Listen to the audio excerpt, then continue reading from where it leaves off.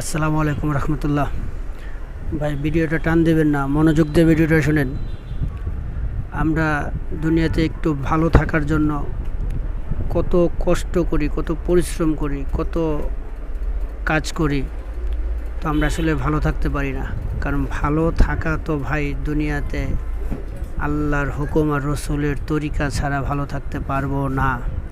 আর ভালো থাকতে গেলে একমাত্র রসুল্লাহ সাল্লাল্লাহু আলাইহি ওয়াসাল্লামের সুন্নতের উপর আর আল্লাহ তাআলার হুকুমের উপর আমাদের থাকতে হবে। তাহলে আমরা দুনিয়া ও আখিরাতে শান্তি পাবো আর আমাদের খুব ভালো লাগবে। আমরা আজকে মুহাম্মদ রাসূলুল্লাহ সাল্লাল্লাহু আলাইহি সাল্লামকে ভুইলা গেছি, তার সুন্নতকে ভুইলা গেছি, তার আদর্শকে ভুইলা গেছি। আমরা ভাইরাল হওয়ার জন্য দুনিয়াতে অনেক কিছু করি। তো আসলে ভাইরাল প্রত্যেকটা মানুষ তার সুন্নত দিয়ে হওয়া উচিত। যদি এই ভিডিওটা ভালো লাগে ভাই শেয়ার দিয়ে দেন, লাইক দিয়ে দেন।